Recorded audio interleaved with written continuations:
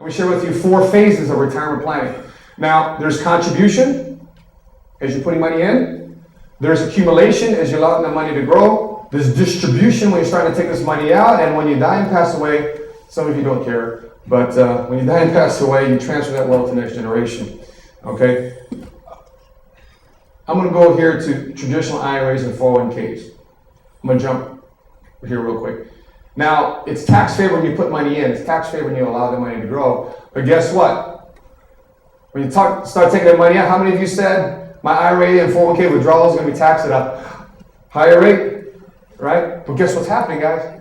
Every American is doing that. We're getting caught up in the trap. Do you know what 401k really is? IRS code 401, chapter K. I didn't know that was an IRS code. Right? For some of you firemen, police officers, IRS code 457, deferred account. For some of you teachers and educators and nonprofit employees, IRS code 403, chapter B. It's all IRS code. And you think there was a mistake of how these things became available? My friend Ed Slott, if you go on our MySpace page, you'll see a little blurb there about Ed Slott. But he is mentioned, he's going to be on WTTW and PBS, giving you free information on taxes and how to save yourself in taxes. He wrote this book called The Retirement Savings Tax Time Bomb and how to diffuse it. Because many people are approaching the biggest check they'll ever receive in their life, which is one day receive their retirement 401k or they'll receive their pension.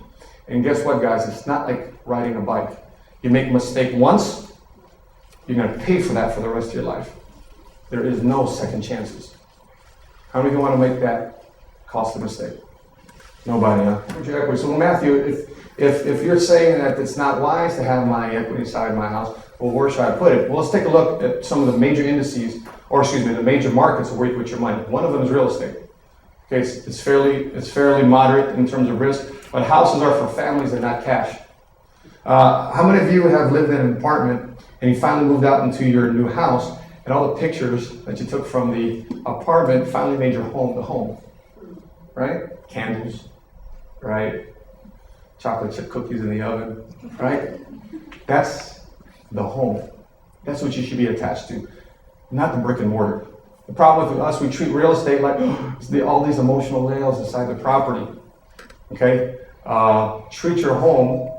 In this day and age, more and more people are moving.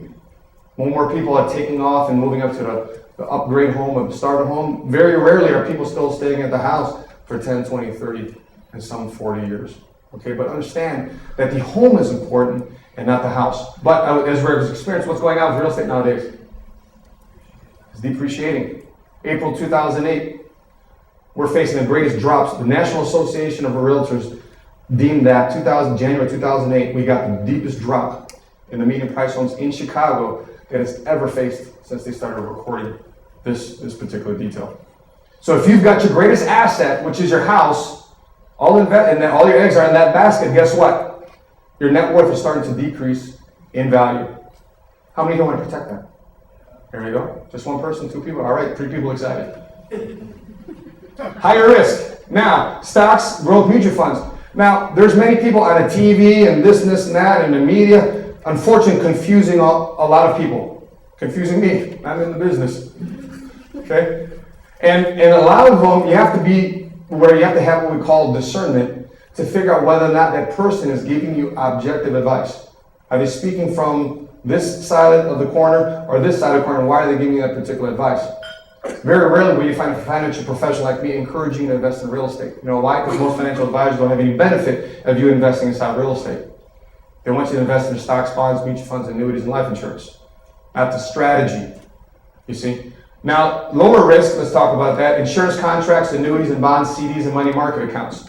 So these are 3 main houses where you can put your money into. However, when the big bad wolf comes blowing by, how strong is your financial house?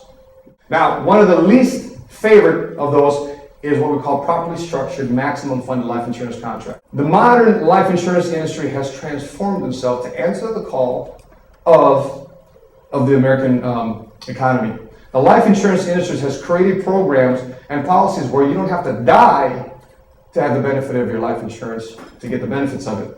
In foreclosure or in times where they get laid off or worse yet, when they're hurt and they can't go back to work, what's going to happen? Well, that disability insurance policy runs out in 90 days if I was buying it, and my long-term disability runs out of money in 6 months. What happens if I had a client that was working at the railroad, disabled for a whole year, right? Living on $20,000 a year. He used to make 60. What is he going to do? And his wife was now scurrying for a job. Instead of taking care of the kids, they're looking for another job to make up for the income.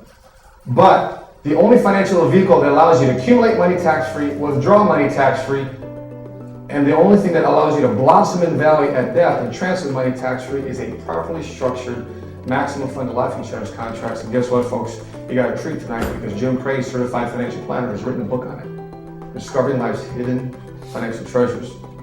If you want to know, well, some of you may have stayed up late night at 2 o'clock at night, midnight plastic magic, looking at these infomercials, no money down and all that good stuff, right?